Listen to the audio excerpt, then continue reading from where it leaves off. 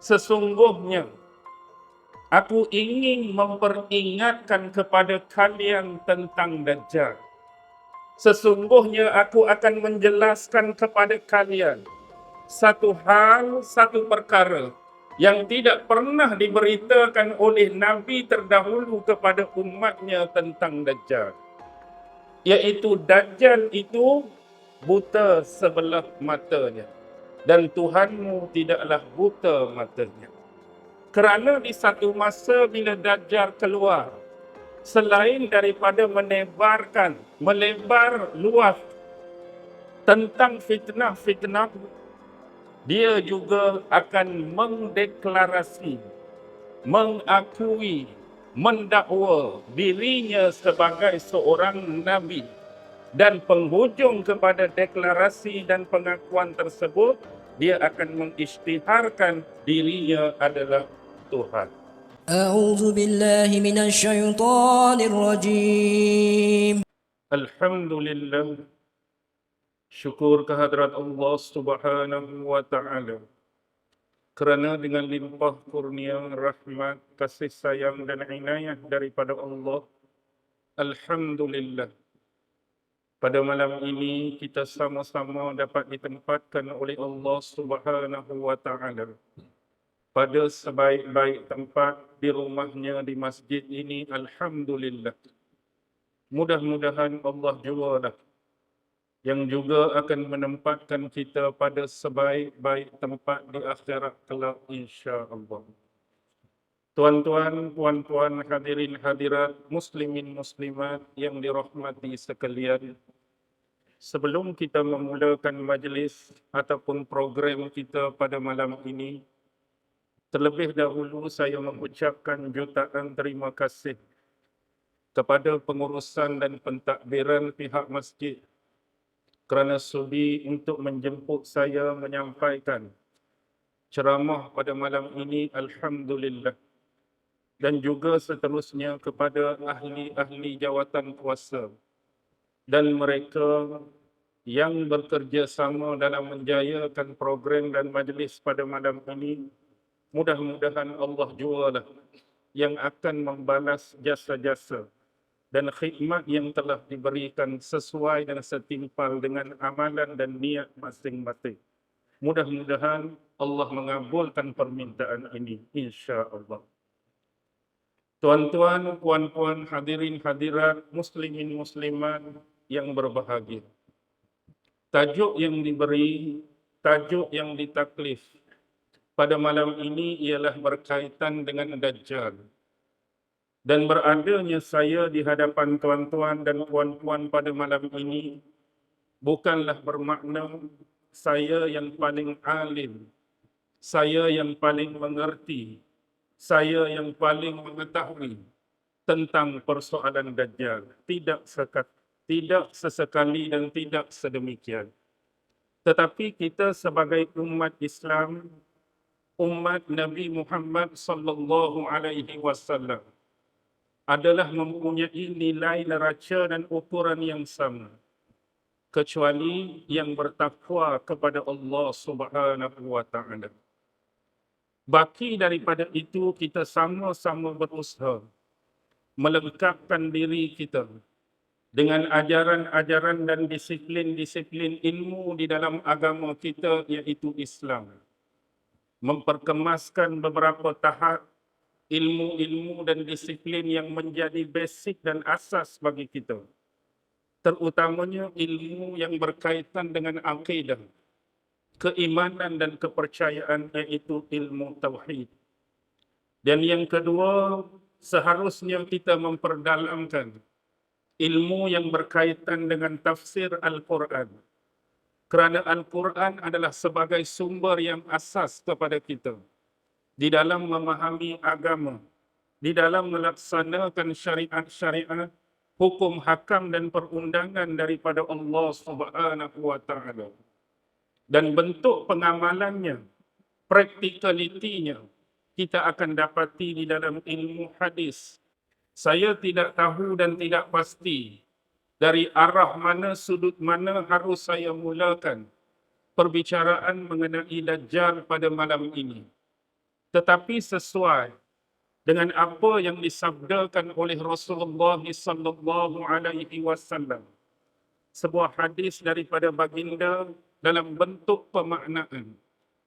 Sesungguhnya aku telah meninggalkan kepada kamu dua perkara yang mana sekiranya kamu berpegang teguh dengan kedua perkara tersebut, adanya jaminan, adanya garanti daripada Allah Subhanahu wa taala, pasti kamu tidak akan sesat buat selama-lamanya.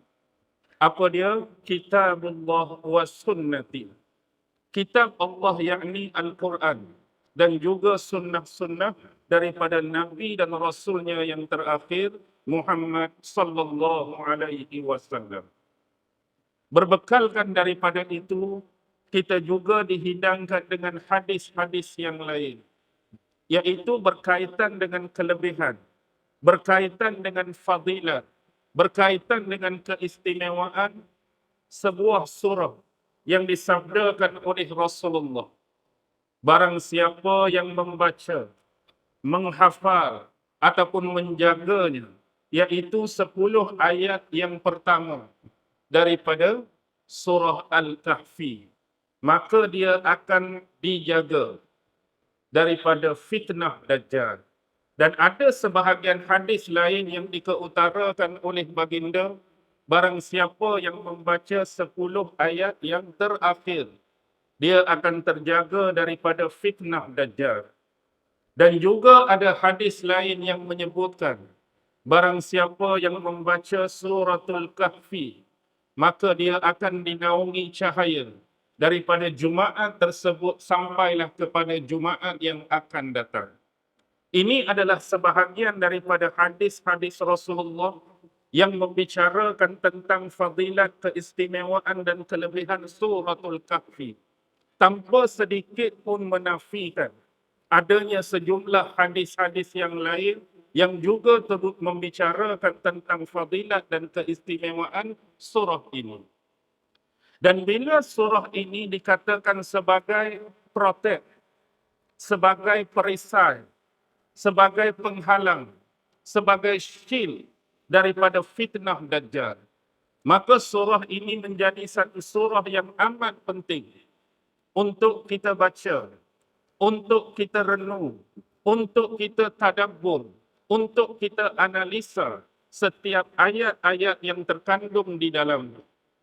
Bahkan ulama-ulama telah menggarap dan mencerakinkan pembahagian kisah-kisah di dalam surah Al-Kahfi, sehingganya sebahagian besar menyimpulkan adanya 4 fitnah yang paling besar yang ada di sebalik kisah-kisah yang diframekan oleh Allah dalam surah tersebut.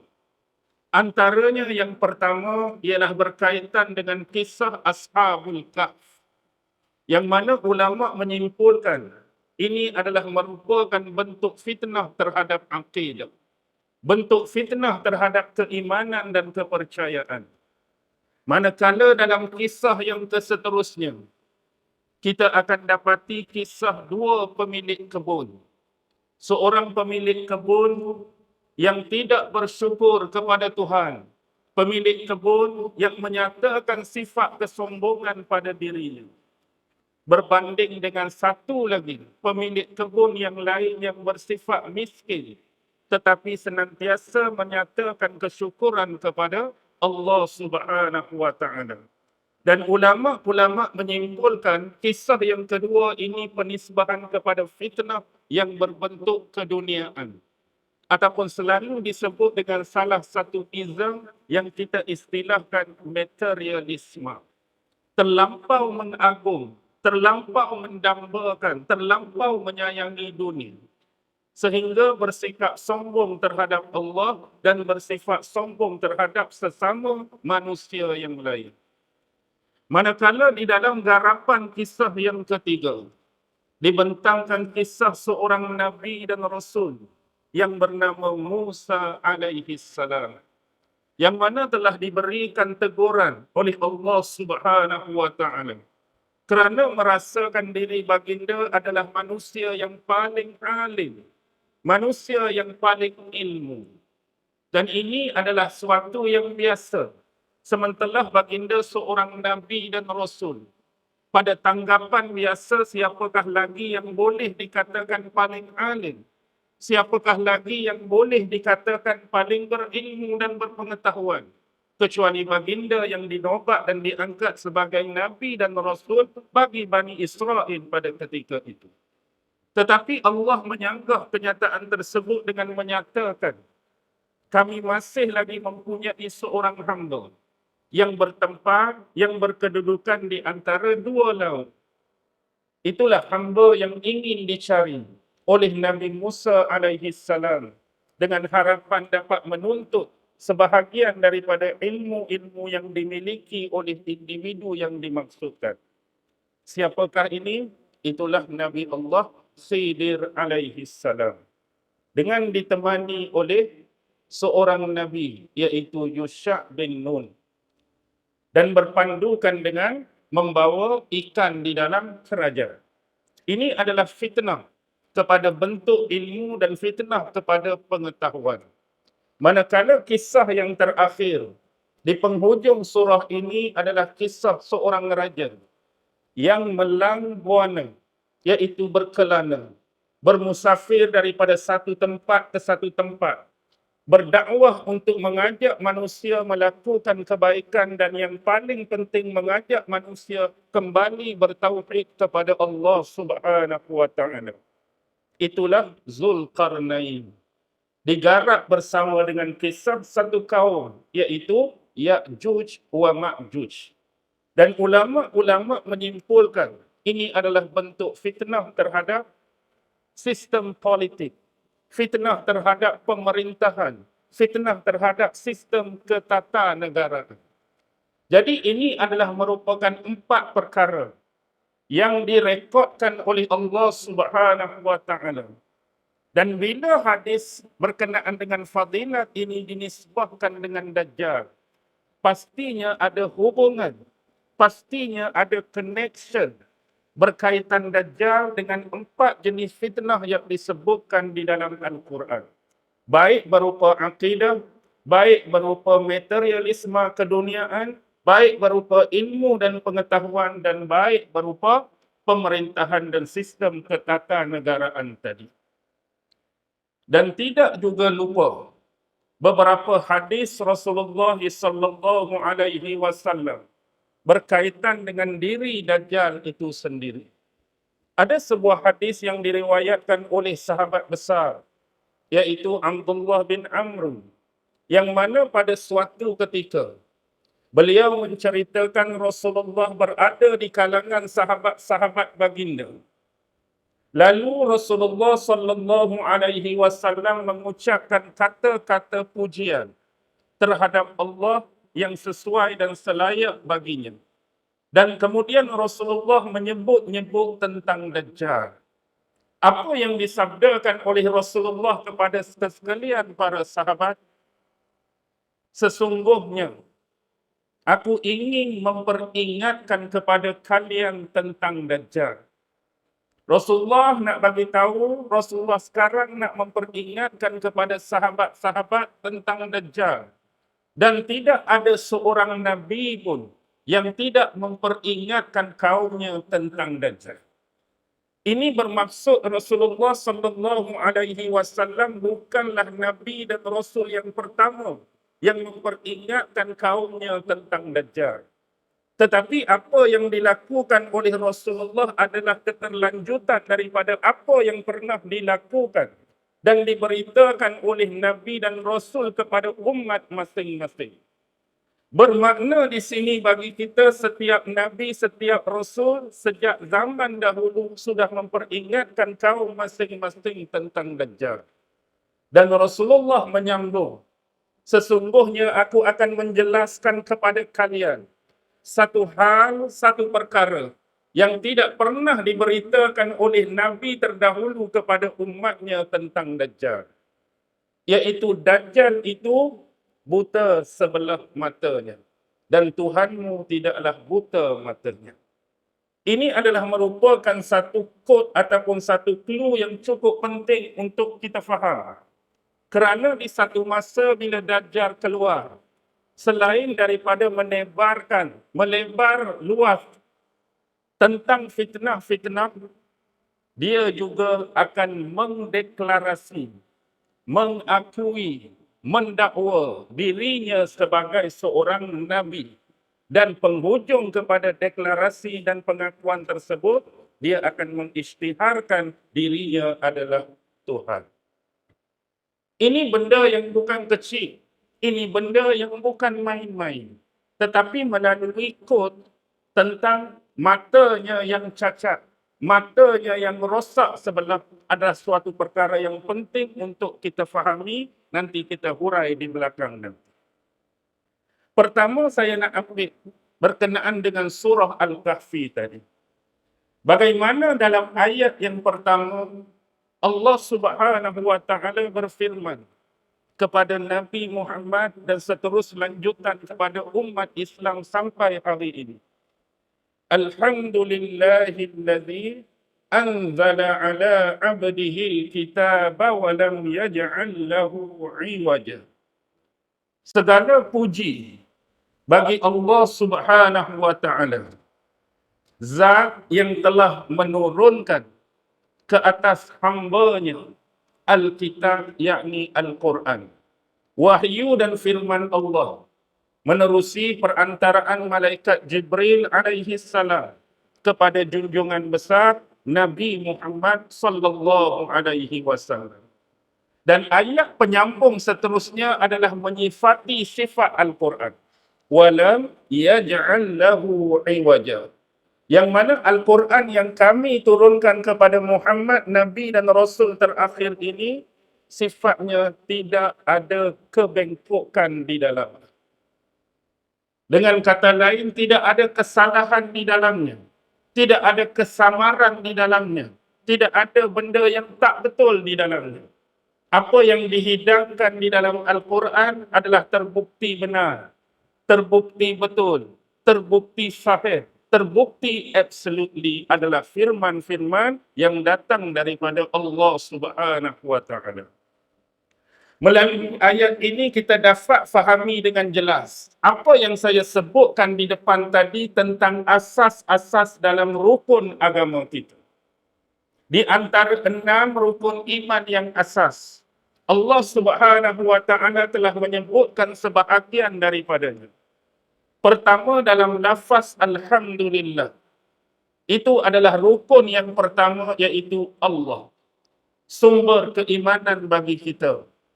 Allah adalah zat yang paling unggul, yang paling tinggi sebagai pencipta kepada kesekalian alam semesta dan apa-apa yang berada di antara langit dan bumi.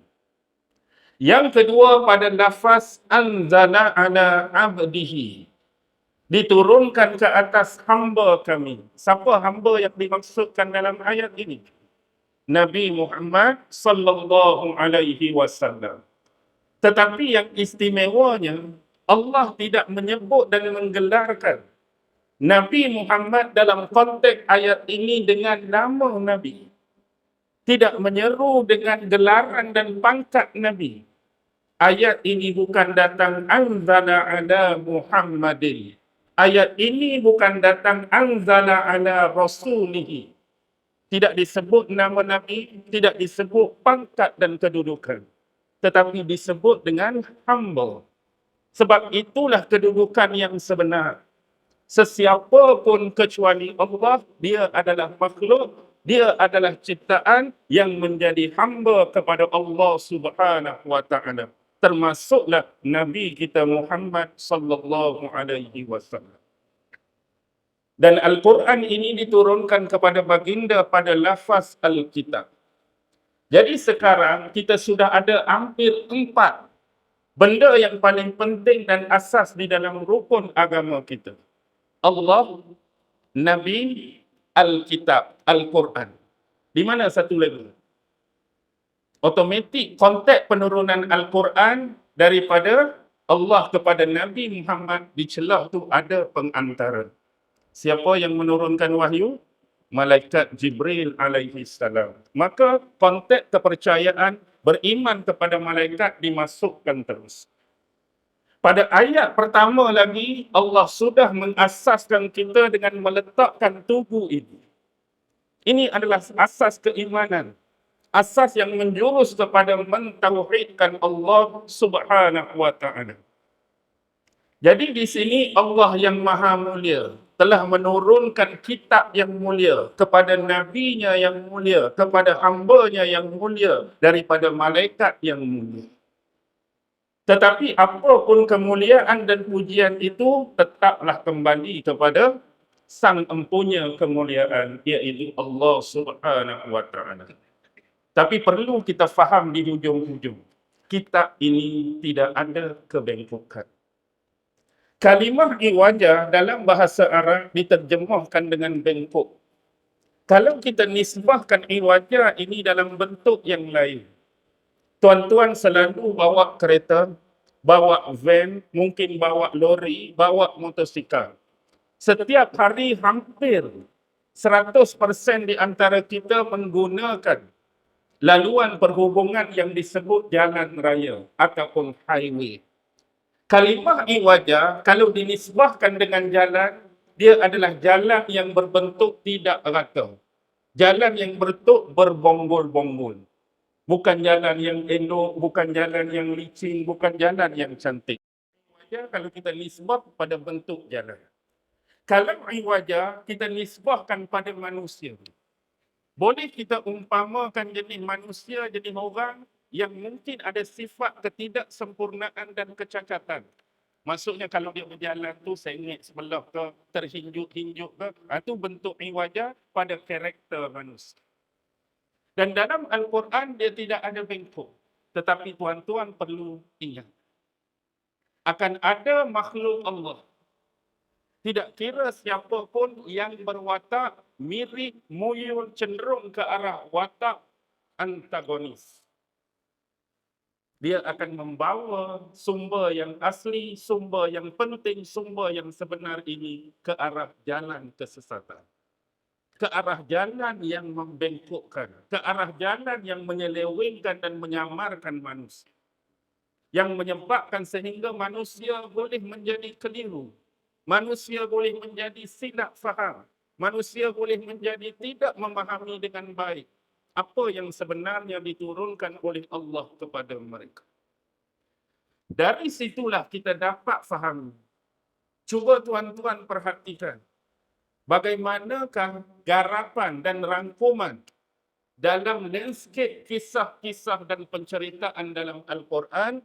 Pasti sesekali Allah tidak pernah meninggalkan 3 aspek yang penting ini. Pertama ialah tentang persoalan tauhid. Yang kedua ialah persoalan syariat. Yang ketiga persoalan adab. Kita panggil akhlak, kita panggil etika dan sebahagiannya menyebutnya sebagai tasawuf.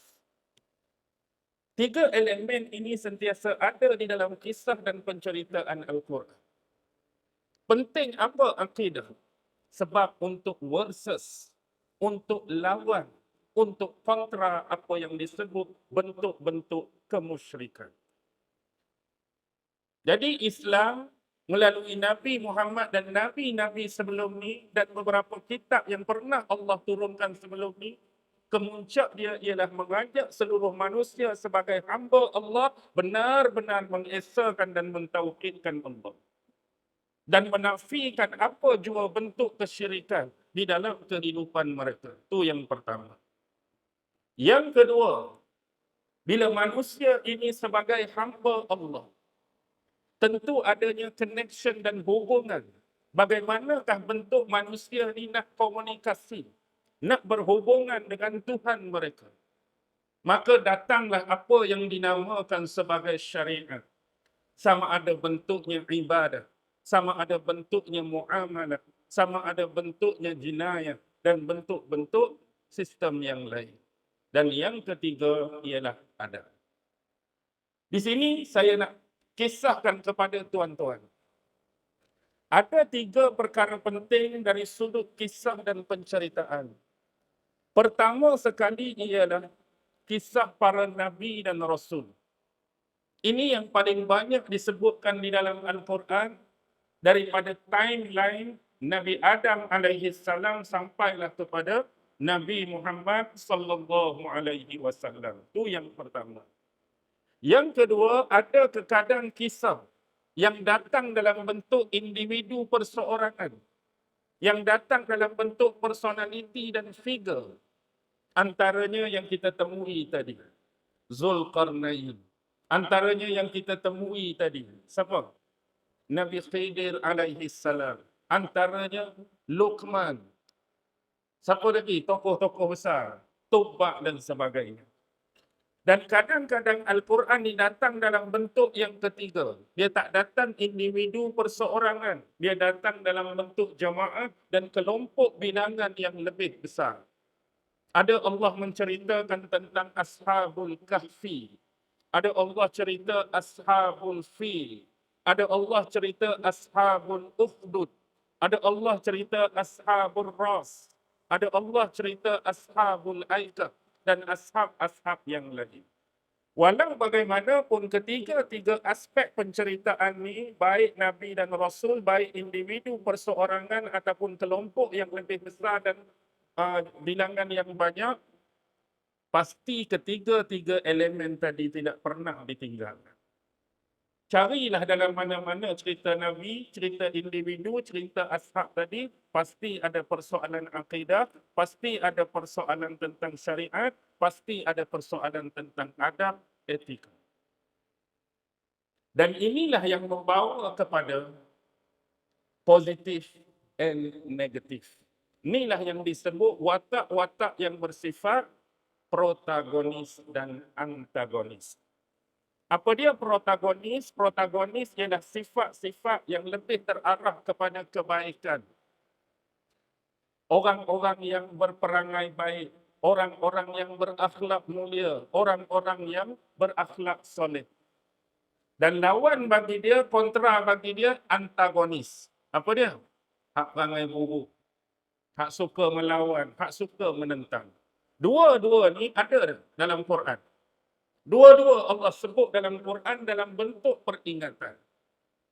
Sebagai contoh, kalau zaman Nabi Adam dengan isterinya dianggap sebagai protagonis, manakala Iblis sebagai watak antagonis. Idris sebagai watak protagonis dan setan yang cuba memperdayakan Nabi Idris sebagai antagonis.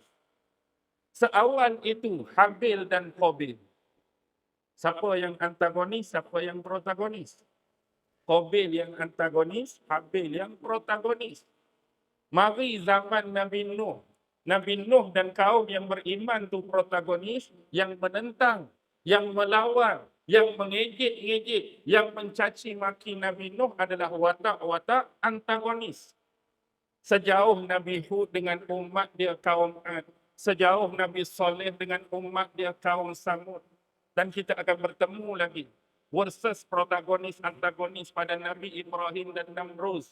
Nabi Ibrahim dan bapa dia penyembah berhala. Nabi Ibrahim dan umat dia kaum penyembah berhala. Nabi Lut dan kaumnya yang menyimpang daripada sosial sebenar. Yang menyukai lelaki sesama lelaki, perempuan sesama perempuan. Begitu juga dengan Nabi Syuaib yang berdepan dengan kaumnya, yang suka mengganggu laluan perjalanan musafir, yang suka menipu di dalam timbangan dan takaran. Berdepan pula dengan Nabi Musa dan kerenah Fir'aun, Nabi Musa dan kerenah Bani Israel dan sebagainya. Dan benda ni tak berpenghujung sampailah kepada watak protagonis yang dibawa oleh Nabi Muhammad sallallahu alaihi wasallam. Sampailah antagonis dalam bentuk munculnya nama Abu Jahal, Abu Lahab, Abu Sufyan, Al-Walid bin Al-Mughirah dan sebagainya. Dan kita dalam meletakkan neraca positif negatif, protagonis dan antagonis ini bukan sembrono.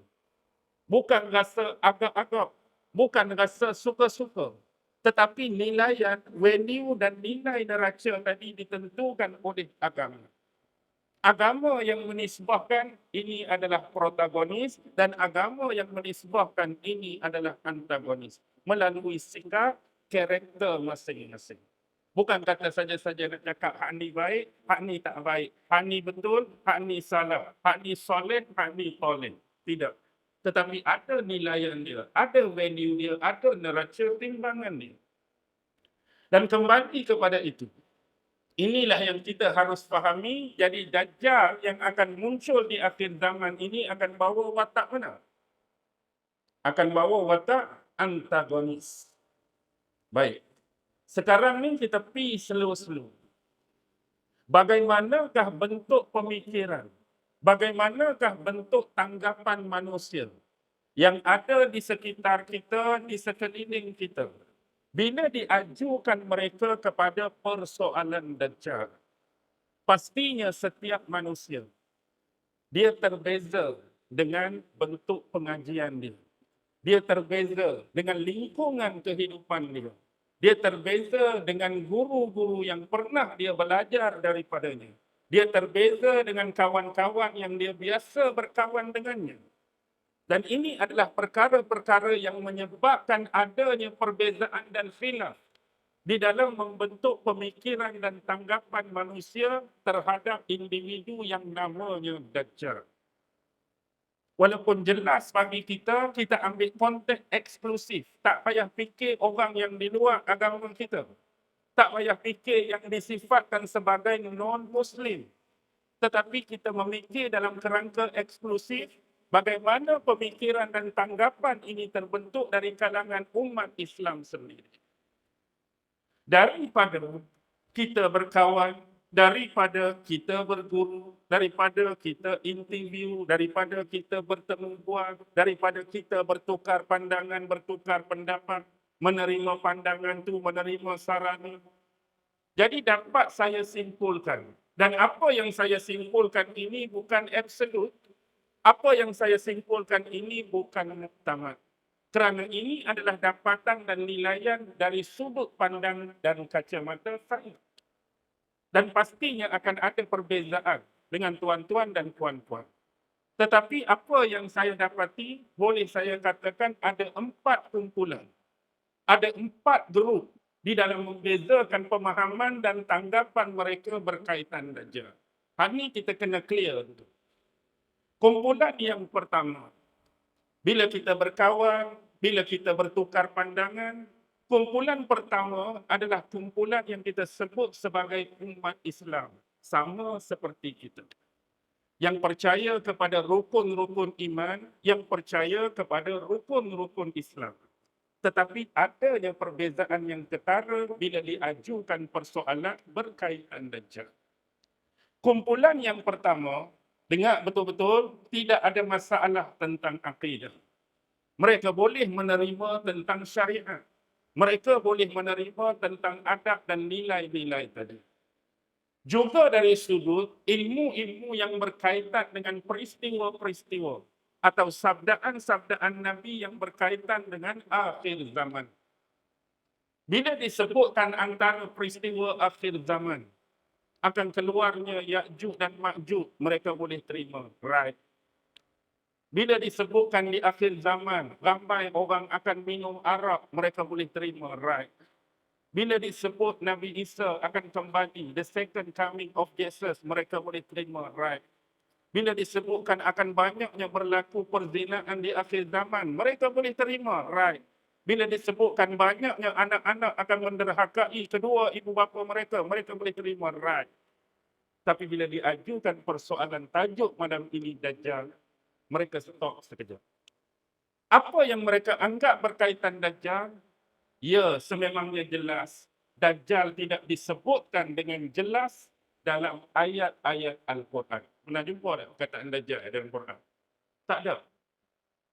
Jadi kita beriman dan mempercayai keberadaan dan kewujudan Dajjal adalah bersandarkan dengan hadis Nabi. Tetapi mereka menganggap Dajjal ni bentuk mana? Dajjal adalah bentuk rekaan. Dajjal adalah bentuk agakan. Dajjal adalah bentuk manipulasi dalam agama yang cuba dimasukkan oleh orang-orang yang berotoriti di dalam agama untuk menakut-nakutkan manusia. Kenapa saya sebut benda ni? Ada yang berpandangan seperti inilah yang saya berani sebut. Sebab mereka menganggap ni tak ada dalam Quran, cuma disebutkan dalam hadis Nabi. Kalau begitu, bagaimana dengan yang lain yang belum terbukti lagi kedatangan dia? Bila kita mempersoalkan, kalau begitu banyak benda lagi yang boleh dipersoalkan. Bagaimana dengan Al-Mahdi? Kalau kamu nak tolak persoalan Dajjal disebabkan tidak ada Quran, cuma ada hadis, dengan kamu menganggap dan mengatakan ni rekaan-rekaan yang dimaksudkan, bagaimana dengan penerimaan Al-Mahdi? Al-Mahdi ada dalam Quran tak? Juga tidak ada. Dia juga hanya bersandarkan kepada hadis Nabi. Adakah ini juga yang patut kita tolak sebagaimana lagaknya Dajjal? Bagaimana dengan hak lain? Hak lain tu boleh Ustaz. Pasal apa? Sebab hak lain Quran sebut, hadis sebut. Walaupun dia tak main lagi. Ya'juj Ma'juj contoh tak keluar lagi. Tapi Quran sebut, hadis sebut. Okay. Nabi Isa, Quran sebut, hadis sebut. Saya boleh terima. Tapi hak ni dia menganggap adanya rekaan, adanya kemasukan, adanya manipulasi. Tujuan apa? Semua cerita Dajjal ni cerita yang menakutkan, untuk menakut-nakutkan. Jadi bila kita usulkan persoalan tentang Mahdi, senyap pula. Tak boleh kata putus nak terima ke atau nak menolak. Tapi sebab dia ada yang berfikiran macam ni, saya sebut. Tapi hak lain tu okey. Jadi apa sebenarnya tuan-tuan? Adakah kita berbicara hari ini sama-sama memperingatkan diri sendiri dan orang lain tentang Dajjal dianggap menakut-nakutkan? Secara jujur demi Allah. Kalaulah dahulu kita berceramah tentang Dajjal sampai kehadiran saya di Masjid Negeri Melaka hari ini, tak ada setitik niat pun. Kita berbicara, kita berceramah, kita bercerita tentang Dajjal ni semata-mata hanya tujuan nak suruh manusia takut. Ngerinya, takutnya, sudah kamu, teruk kamu. No. Atas dasar benda ini disabdakan oleh Rasulullah sallallahu alaihi wasallam. Maka jadikanlah dia sempadan, kewaspadaan dan keberhati-hatian kita terhadap isu yang besar ni. Bukan nak menakutkan, tak perlu takut pun. Sebab Nabi pun dah pesan, kalau Dajjal itu keluar, Dajjal itu muncul, ketika tu aku ada di antara kamu. Akulah yang akan menjadi benteng. Akulah yang akan protek. Tapi bila dia keluar, Nabi dah wafat. Dia keluar, Nabi dah tak ada, maka kamu sendirilah menjaga diri kamu masing-masing. Diri kamu jaga masing-masing dengan benda-benda yang kita sebut di awal tadi. Kalau tuan-tuan baca apa yang disifatkan daripada hadis-hadis mengenai Dajjal, apa benda yang menakutkan? Apa benda yang menakutkan? Apa benda yang menakutkan? Contoh, kita sebut dulu antara sifat-sifat dan ciri-ciri dia. Ada 4 benda yang asas. Pertama, menerusi hadis Nabi, Dajjal ni apa? Rosak. Ada setengah kata buta sebelah matanya. Maksudnya lagaknya rosak dan kecacatan pada mata tu digambarkan seperti buah anggur, buah zabib. Yang lagu mana? Kalau hak segar tu elok je. Cuma hak memburuk, hak membusuk. Dia tahu nak kata lagu mana? Hak sebelum jadi kismis tu kot. Anggur satu hak elok, seterusnya kismis hak tu tengah-tengah tu. Lagu mana? Tak di mata kita. Nampak tak berapa elok sangat. Bodoh sangat, cacat sangat. Tetapi yang jadi khilaf ulama berkaitan dengan rosak mata ni, tak jelas. Belah ni ke belah ni. Sebab ada ulama kata yang belah kanan, ada ulama kata yang belah kiri. Wallahu a'lam, biarlah. Tapi secara umum gambaran mata dia rosak. Sebagaimana hadis kita sebut depan tadi yang jadi kod dan clue. Sifat yang kedua ialah apa? Dia akan mendakwa dirinya Nabi, dia akan mendakwa seterusnya dirinya adalah Tuhan. Tuhan. Lepas tu atas dahi dia ada apa? Di atas dahinya tertulis tulisan ataupun perkataan kafir, kafarah, kafir. Yang mampu dibaca oleh orang yang pandai membaca dan juga mampu dibaca oleh orang yang buta huruf. Itu pengenalan kafir. Tapi ada ulama menyebutkan perkataan atau tulisan ni belum lagi keluar sebelum dia buat pengakuan menjadi Tuhan. Lepas dia buat pengakuan jadi Tuhan, barulah jelas tulisan tersebut bagi manusia. Yang keempat, antara ciri yang disebutkan, Dajjal ni tidak berketurunan. Tak berketurunan. Mandul. Wallahu alam, Dajjal ni kahwin ke atau Dajjal ni kahwin ke, Dajjal ni tak kahwin. Kalau tak kahwin senang cerita, tak ada keturunan tersebut. Kalau kahwin, maksudnya daripada perkahwinan tu tidak menghasilkan sebarang zuriat. Dan yang kelima adalah gabungan daripada hadis-hadis Nabi. Antaranya Dajjal ni digambarkan berambut lagu mana? Berambut kerinting. Kita sebut hari ini istilah moden kribo. Macam rambut siapa? Kribo ni. No, elephant. Dewi Arunggul. Lepas tu apa lagi? Gambaran rambut tu kalau dipandang dari arah belakang seperti dahan ataupun pohon yang rimbun. Dan Dajjal ni apa lagi? Atas dulu. Lebar jidat dia. Lebar dahi dia. Bidang dada dia dari sebelah atas. Dan kaki dia ada kecacatan. Iaitu seperti huruf X. Lagu mana seperti huruf X? Dalam ilmu medis, dalam ilmu perubatan ini disebut Genu-Welgem. Cari dalam istilah medis, Genu-Welgem. Lagu mana? Kalau kaki yang normal, maksudnya start daripada bahagian pinggang ni, dia melentur sikit ke dalam, lepas tu straight. Itu normal. Ada yang disebut bowlishness. Bowlishness ni keadaan antara pinggang ni dia mempunyai ukuran yang luas di sebelah antara paha kanan dengan paha kiri. Maksudnya agak lebar gitu. Tapi dia straight ke bawah. Ini bowlishness. Manakala yang disebut Genu-Welgem ni ialah apa? Knock-knees istilah dia. Knock-knees ni macam ni, kalau kita ambil dua-dua pinggang tu, pegang pinggang tu, dia masuk ke dalam sikit, dari paha sampai lutut, dari lutut ke kaki dia buka balik. Sebab tu dia sebut X tu. Maksudnya hak paha, masuk ke dalam, sampai lutut tu dia buka pula. Maksudnya macam ni, serat. Sebab X tu apa? Sebab dia mari kat lutut tu, dia buka balik ke bawah. Ini disebut dalam istilah medis, Genu-Welgem. Wallahu a'lam. Kalau orang Kelantan mungkin jalan kewek tu. Orang jalan kewek kan, dia bukan kaki macam ni, dia kaki nak masuk ke dalam. Wallahu a'lam lah bentuk yang sebenar. Jadi kalau kita kumpulkan semua benda-benda ni, apa yang disifati atas nama Dajjal, apa benda yang ditakuti daripada sifat tadi?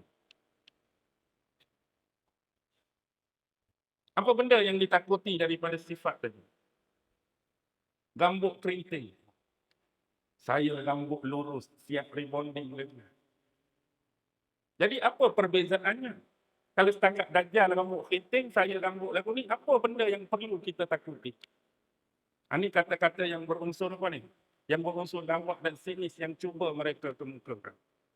Dan Dajjal ni sifat dia gemuk dan pendek. Gemuk lagi, saya kurus, slim. Seolah-olah lebih dia daripada Dajjal. Pendek, saya tinggi. Rendang lagi. Seolah-olah ukuran lebih dia daripada Dajjal tu, sukatan dia tinggi rendah. Dajjal, rosak mata. Saya dua-dua clear. Dua-dua non-spectator. Tak payah pakai spectator. Dan jadi teruk.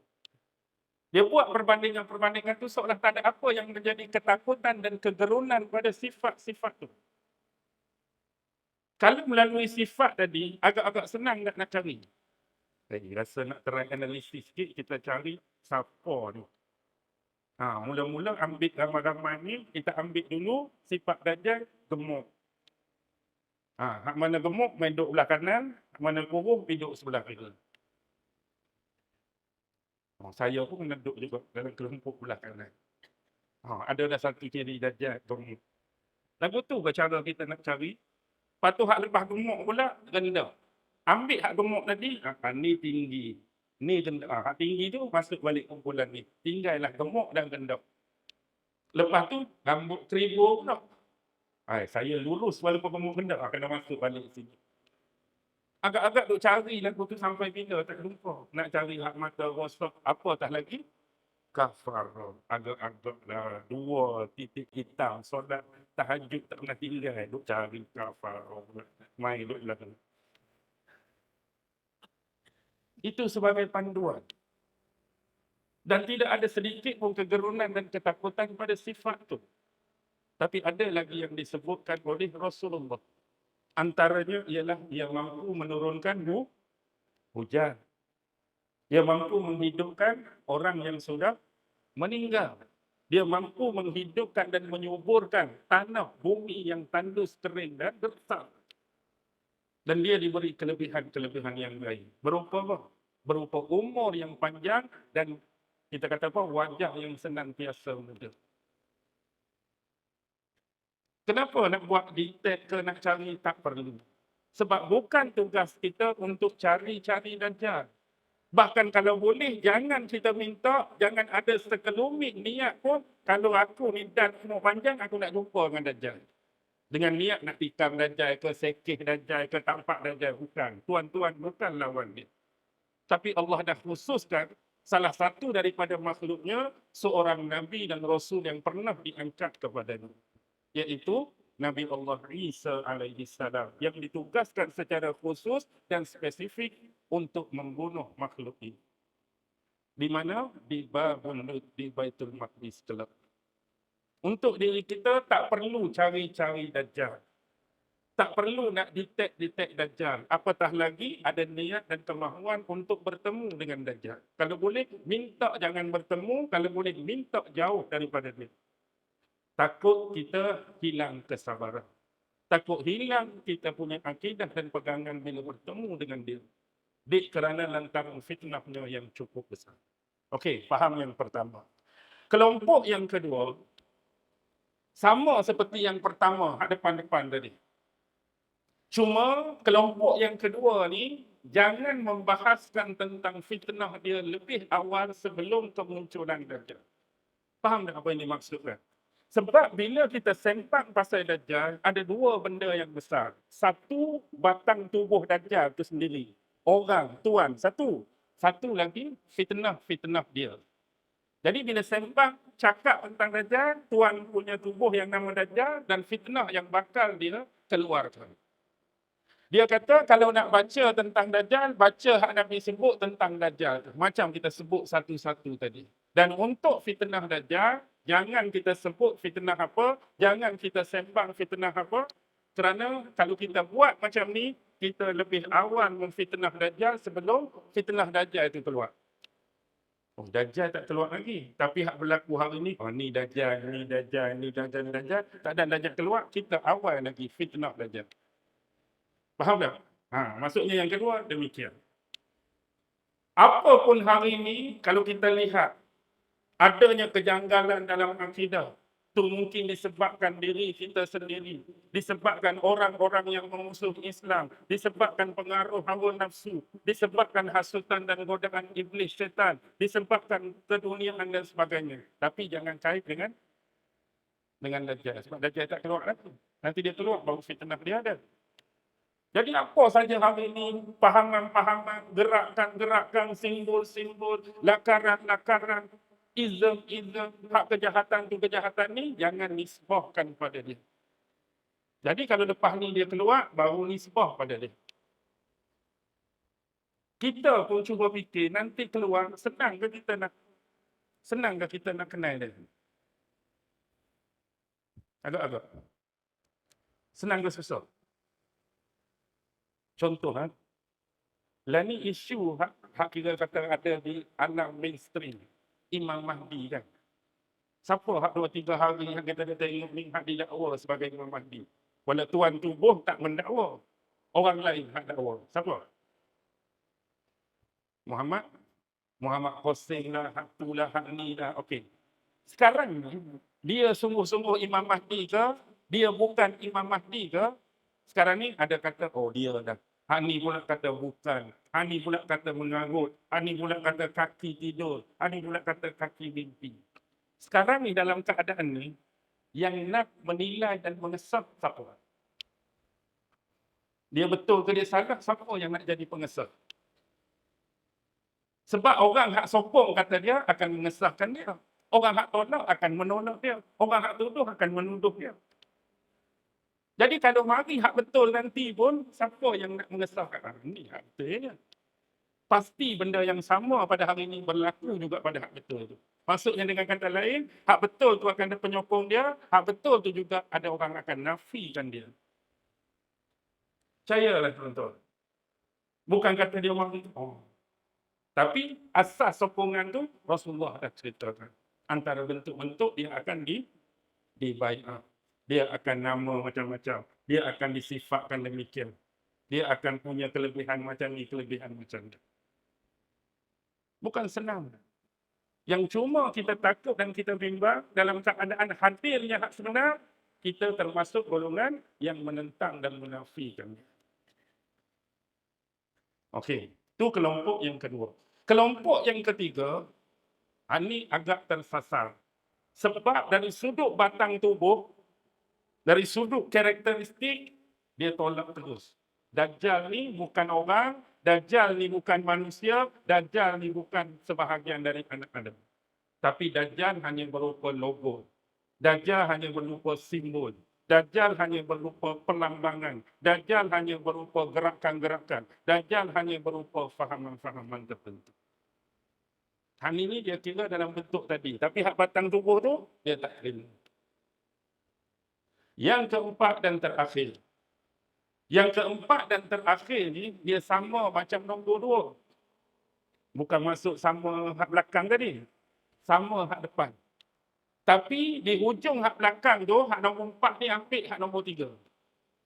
Hak nombor 3 percaya tu, dia letak sekali dengan kepercayaan hak depan sama macam nombor 2. Maksudnya, hak nombor 2 tadi, selagi Dajjal belum keluar, apa jua bentuk fitnah, apa jua bentuk keburukan, penyelewengan, kesesatan, jangan nisbah selagi Dajjal belum keluar. Yang nombor 4 bukan nak menisbahkan. Dia hanya menisbahkan dari sudut sifat. Apa dia antara sifat Dajjal? Pembohong. Apa dia sifat Dajjal? Penipu. Apa dia sifat Dajjal? Pendusta. Apa dia sifat Dajjal? Pemanipulasi. Jadi sifat kedajalan tu dia ambil dalam hak nombor 3, bubuh rangkum sekali. Bukan dia nak anggap tu adalah fitnah Dajjal hak sebelum Dajjal keluar. Tapi sifat kedajalan tu. Sebab semua yang keluar di situ menjurus kepada menjauhkan manusia daripada Allah, menjauhkan manusia daripada agama yang benar dan menjuruskan manusia kepada mensyirikkan Allah. Contohlah kita ambil. Apa dia sifat-sifat kedajalan? Sifat kedajalan. Macam ism. Yang kita hidup hari ini dalam sistem yang ada banyaknya ism dan bentuk-bentuk ideologi yang jauh dari panduan dan pegangan agama. Ada yang nama dia secularism. Ada yang namanya pluralism. Ada yang namanya liberalism. Ada yang namanya fasis. Ada yang namanya nazisme. Ada yang namanya pragmatisme. Ada yang namanya tu dan namanya ni ism di belakang. Semua ni tidak ada panduan agama kecuali hanya datang daripada bentuk pemikiran manusia. Yang mana berbentuk agakkan dan dia merasakan ini salah satu bentuk ideologi, salah satu bentuk ism yang layak dan sesuai untuk dipersembah dan diamalkan kepada manusia. Lantaran kerana berlakunya penolakan terhadap agama. Jadi bila tolak agama, ini dah nak kait dengan sifat kedajalan tadi.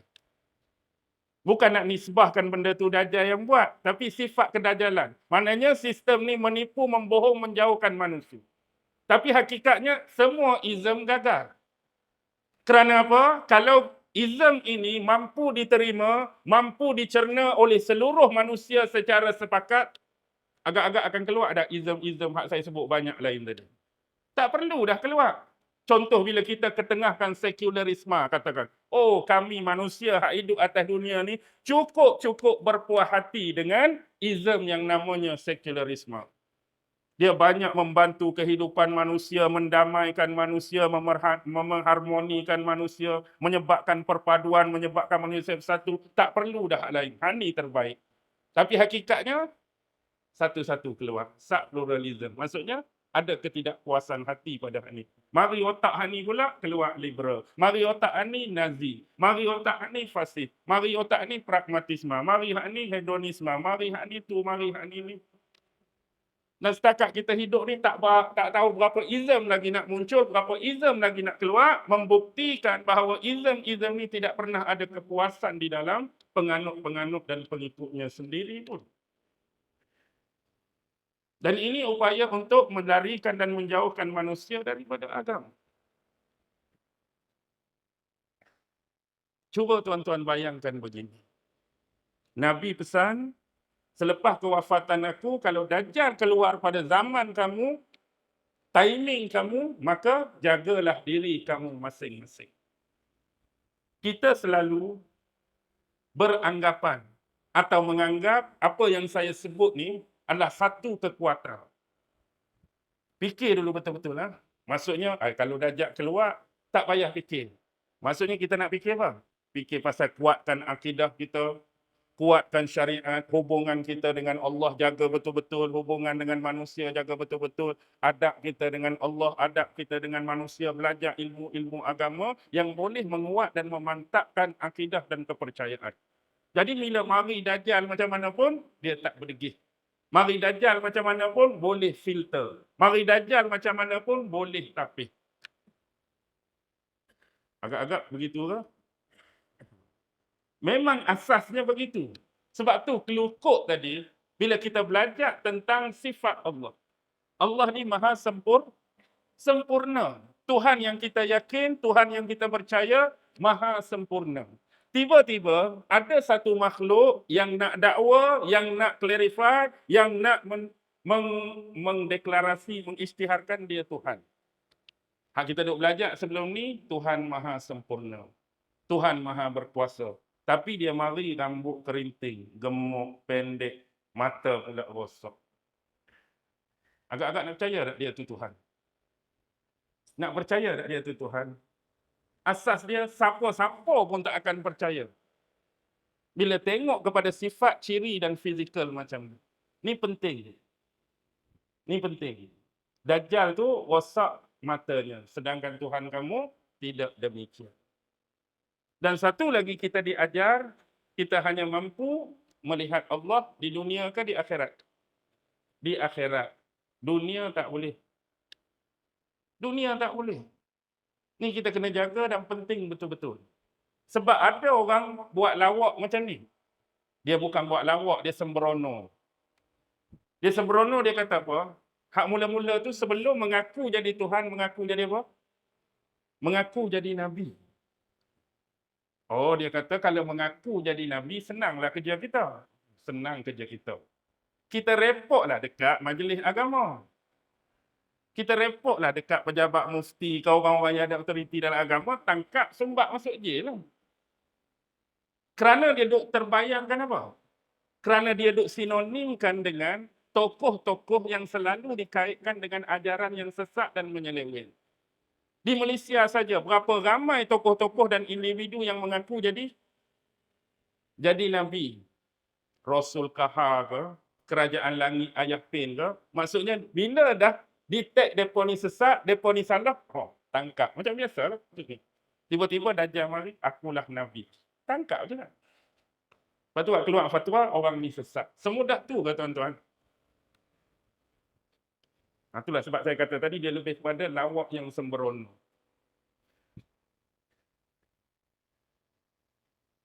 Ingat Dajjal nak main Malaysia ke tu?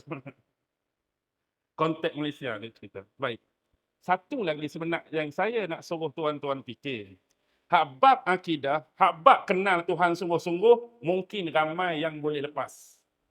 Tapi konteks yang kedua. Apa dia konteks yang kedua?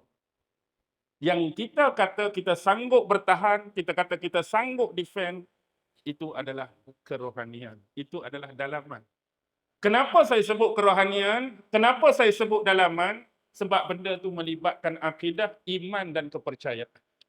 Tetapi bagaimana hak luaran anda mampu defend? Apa dia luaran anda? Jasmani anda, fizikal anda. yang sudah terbiasa dengan bermewah-mewahan, yang sudah terbiasa dengan kekayaan, yang sudah terbiasa dengan kesenangan, yang sudah terbiasa dengan teknologi-teknologi yang ada pada hari ini. Sebab kita hanya pandang satu sudut. Bab dia nak mengaku, ni bukan Tuhan, ni bukan Tuhan, ni tidak Tuhan, ni tak layak Tuhan. Tapi bagaimana garapan kehidupan kita hari ini dari sudut jasmani tadi. Bila dia mari makanan kurang, bila dia mari minuman kurang, bila dia mari tak ada internet, bila dia mari tak ada duit, bila dia mari tak ada elektrik, bila dia mari tak ada macam-macam. Kalau kamu nak, kamu kena mengaku aku sebagai Tuhan kamu. Hak ni lepas ke tak? Hak tu dah suruh fikir tu. Lah ni internet 5 minit je. Padam. Hak tu berkelip kat rumah tu. Blub, blub, blub, blub.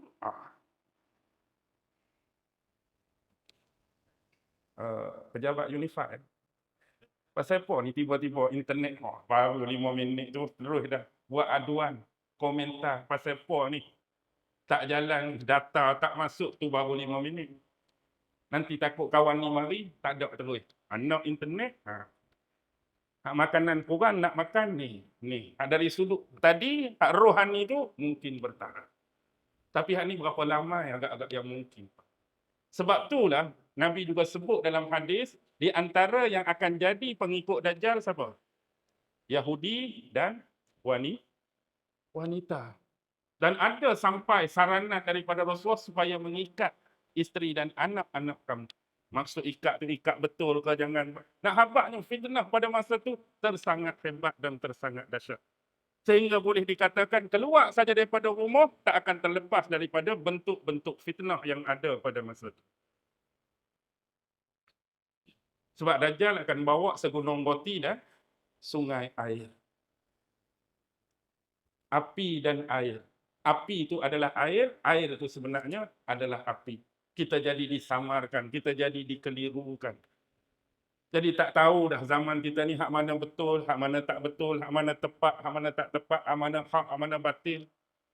Ada yang betul, ada yang tak betul. Tapi kita dalam menerima hak betul tak betul tu jadi sama dan keliru dah.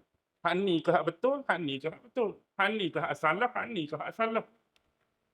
Masing-masing look at awal dia betul, hak ni betul, hak tu terpaling, hak ni terpaling. Dan dia akan mari berkaitan dengan benda tadi. Turunkan hujan. Faham kan? Bumi yang gersang. Hujan tak turun, panas. Hujan tak turun, kemarau. Hujan tak turun, kurang sumber air. Bumi pula gersang, bumi pula tandus, bumi pula kering, tak tumbuh tumbuhan. Satu dalam keadaan tu ada terkait dengan hadis Rasulullah, makanan orang-orang mukmin pada ketika itu ialah berzikir. Tapi adakah dengan zikir itu mampu mengenyangkan? Tidak. Tetapi untuk melarikan diri daripada perasaan menahan lapar itu saja. Kalau duduk saja tu main lapar, berzikir. Bukannya mengenyangkan pun. Jadi apa kita punya option? Apa kita punya pilihan? Antaranya yang disenaraikan oleh ulama-ulama akhir zaman ialah memperbanyakkan nombor satu yang kita sebut depan tadi. Ilmu-ilmu yang berkaitan dengan akidah. Ilmu tauhid, ilmu tafsir Al-Quran, ilmu hadis. Dan yang kedua apa dia? Bersungguh-sungguh dalam mengamalkan sunnah-sunnah Nabi dan ajaran-ajaran Islam yang lain secara syumul. Yang ketiga, memperbanyakkan berpuasa, latih diri. Sebab akan mari satu zaman yang kekurangan segala-galanya. Sebab kita itulah saya kata nombor 2 tu sanggup hadap ke tidak. Sebab kita dah terbiasa dengan kemewahan, kesenangan, kekayaan. Gak dia mari lagu tu, mampu dah tidak untuk kita menolak pelawaan dan tawaran dia. Dia duk iklan hari-harinya. Siapa nak anggap aku Tuhan, aku bagi ni, aku bagi ni, aku bagi ni, aku bagi ni. Ni special, ni potongan, ni tu, ni. Kita tak tahan, maka akan jadi di bawah telunjuk dan ikutan dia. Okey, tuan-tuan boleh faham. Baik. Bagaimana sistem ini berjalan? Sebagai contoh yang selalu saya sebut kat tuan-tuan. Hari ini, Antaranya ialah nak cari jenis manusia-manusia yang sanggup apa? Yang sanggup meletakkan agama di belakang. Dengan kata lain, membelakangkan agama yang menerobos tirai-tirai dan benteng-benteng apa yang menjadi larangan Tuhan di dalam agama. Okey, nak bagi faham macam ni. Kalau kita melalui satu lorong, kita jumpalah beberapa orang manusia yang sedang meminum arak, katakan. Jadi kita pun pergi tanya seorang-seorang, kamu ni siapa? Oh, saya Hindu, saya Kristian, saya Buddha, saya Sikh, saya Yahudi, saya Islam. Orang Islam tak ada minum arak kan? Ada ke tak ada? Orang Islam ada minum arak? Ada. Ada lah kita berani sebut ni. Isunya sekarang, kalau ditanyakan berhadapan secara jujur, kamu penganut agama Sikh, kamu Yahudi, kamu Kristian, kamu Hindu, kamu Buddha, dan termasuk kamu Islam. Apa yang kamu buat hari ini, minum arak ni, adakah dia dibolehkan dalam agama kamu atau menjadi larangan bagi agama kamu? Kalau dia jawab jujur, hak mana jawapan tu? Hak mana jawapan tu? Semua dilarang. Semua dilarang. Jadi bila semua dilarang, maksudnya semua ditegah daripada meminum minuman yang dianggap memabukkan dan berhukum berstatus haram ini. Yang jadi masalahnya, bila semua agama dengan kata lain tidak membenarkan penganut dan pemeluk dia minum minuman ini, jadi apa keperluan minuman ini berada di tengah masyarakat kita? Ni keperluan dia di tengah masyarakat kita, siapa yang nak minum sebenarnya? Maksud saya, siapa nak minum tu, hak ni larang, hak ni tak boleh, hak ni larang, hak ni tak boleh, hak ni larang. Jadi dia duk ada ni, siapa nak minum sebenarnya? Siapa nak minum tu? Hak dia duk ada. Lepas tu dia ada tu, siapa yang buat bagi ada? Inilah sistem. Okey, selesai hak tu. Saya tahu. Tuan-tuan dah tahu jawapan ni. Kalaulah kita pergi pula jumpa dengan orang yang melakukan zina. Hak ni zina, hak tu zina, sama konteks tadi. Semua agama, kalau pelaku dia ni, hak kita dapat tangkap ni, buat perlakuan mungkar atas nama zina, kalau tanya jujur, agak-agak apa jawapan? Zina ni dibolehkan tak dalam agama kamu? Jawapan dia sama, semua tak boleh. Tapi yang naik rumah urut, yang naik ibu ayam, yang naik rumah boleh langgan 2 orang, naik rumah boleh langgan 3, siapa yang nak berzina? Siapa yang nak berzina sebenarnya? Hak ni pun haram, hak ni pun tak boleh, hak ni pun cegah, hak ni haram, ni tak boleh. Tapi buat benda ni siapa yang nak masuk sini tu? Kenapa dia perlu ada? Ambil pula konteks judi. Hak tu judi, hak ni judi, kalau tanya jujur, judi tu boleh ke tak boleh? Tak boleh. Jadi yang kedai judi ada, toto ada, hak ni ada, 4 nombor ada, 8 nombor ada, siapa yang nak berjudi?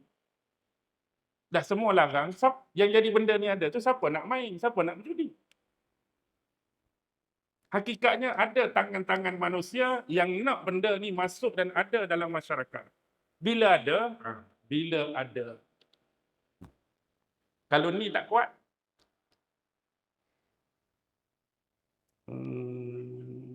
baru buka ni. 4 nombor. Try lah, RM1 je, bukan banyak pun. Dah ada kan? Dah ada. Kalau tak ada, settle. RM1. Berapa? Sebab baru kan, bukan nak main-main. Han tulis ni lah 7048. Tiba-tiba minggu depan naik first price 7048, RM20,000. Oh, aku saja-saja je boleh sungguh. Biasanya hak try saja-saja boleh RM20,000. Lepas ni berhenti ke nak try lagi? Dah acak-acak. Pemula pun 20 dah. Kena try lagi lah. Sebab apa try lagi? Sebab ada. Hak ni pun, kalau selalu Selalu depa duk promosi ni satu malam RM300, ni tiba-tiba 70% ni tak tahu pasal apa ni. RM50 satu malam bolehlah. Sebab apa bolehlah? Ada. Sebab apa berasa nak minum? Ada dijual. Kalau Hani tak ada, Hani tak ada, Hani tak ada, settle. Tu yang saya suruh fikir, kenapa perlu diadakan benda? Sebab dia akan memunculkan apa? Manusia-manusia yang akan terobos, melanggar batas-batas dan larangan agama. Tak kira agama apa, bila benda tu ada, semua akan kena. Semua akan terlibat. Hak iman tipis dan iman yang lemah. Tuan-tuan perasan, nak mendidik tuan-tuan perasan. Tapi cuba fikir why benda tu perlu ada dalam kehidupan dan masyarakat kita. Sedangkan dalam masa yang sama, secara jujur, semua manusia nak mengangkat daripada setiap agama yang dia anut ni, nak mengangkat penganut-penganut yang baik dan bermoral. Penganut-penganut yang beretika, soleh dan solehat. Semua agama nak mengangkat, kalau boleh tak mau terlibat dengan benda-benda macam ni. Tapi hakikatnya itulah yang berlaku. Ketuan ada pernah dengar satu agama, ya, memang agama kami ni kena rogol orang. Pernah dengar? Agama lain tak suruh rogol orang, agama kami ni jenis suka rogol orang. Maksudnya tu bukan apa? Bukan agama lah tu. Itu hak reka-reka otak sendiri, nak memuaskan hawa nafsu. Okey, boleh faham? Boleh faham? Pukul berapa dah kita? Habis bateri. Shop biasalah kan. Jadi saya tak malu lah kalau cakap habis bateri. Berapa bang? 9? 9.20. Ni malam terakhir, saya pun perlukan rehat yang lebih hari ni sebab penat. Tuan-tuan tak puas hati lagi ke dah puas dah? Belum. Hati saya kena datang cuti yang akan datang, insya-Allah. Jadi saya minta ta'azur. Sebab ni hari ketiga memang hari ni full package, penat. Tapi saya harap perkongsian malam ni serba sedikit dapat memberikan faedah, dapat diambil iktibar dan pengajaran bersama. Terutamanya diri saya ada depan ni lah, yang bercakap, yang berbicara. Dan sebagaimana yang asal tadi, saya disclaimer kan, saya duduk depan ni bukan paling alim, bukan paling tahu, bukan paling mengerti, kita semua adalah sama. Sama dalam mencari kebenaran, sama dalam nak mengikuti apa yang telah disabdakan oleh Rasulullah SAW. Mudah-mudahan Allah Subhanahu wa taala menerima dan mengabulkan permintaan dan permohonan kita pada malam ini dengan menjadikan kita umat yang terbaik yang senantiasa berpegang kepada Al-Quran dan As-Sunnah, yang bersedaya upaya untuk mengamalkannya dengan sebaik mungkin di dalam kehidupan kita. Serta jauhilah kami, wahai Allah, daripada perkara-perkara yang boleh membawa kesyirikan, membawa tahyul, membawa khurafat terhadap dirimu dan agamamu. Ya Allah, kuatkanlah kesatuan kami, harmonikanlah perpaduan kami, dan Engkau bantulah saudara-saudara kami yang mungkin di sana mereka menghadapi peperangan, mereka menghadapi kebuluran, mereka menghadapi penderitaan. Bumi-bumi mereka dihujani dengan peluru dan dijatuhi dengan bom-bom. Bumi mereka kering, bumi mereka tandus, bumi mereka gersang. Hanya kepadamu lah, wahai Allah, kami mengangkat tangan kami, berdoa dengan seluruh hati, sepenuh jiwa kami, agar Engkau mengurniakan dan menurunkan izzah, kemuliaan dan pertolongan-Mu terhadap saudara-saudara kami. Juga tidak dilupakan kepada negeri-negeri kami. Amankanlah, damaikanlah negeri kami, makmurkanlah negeri kami dengan manusia-manusia yang penuh dengan keimanan, dengan manusia-manusia yang beramal dengan ajaran-ajaran daripada Al-Quran dan Sunnah-Mu. Moga-moga Engkau kabulkanlah doa, Engkau kabulkanlah permintaan kami, wahai Allah. Rabbana atina fid dunya hasanah wa fil akhirati hasanah wa qina azaban nar. Wa sallallahu ala sayyidina Muhammad wa ala alihi wa sahbihi wa sallim. Walhamdulillahi rabbil alamin. Allahu akbar.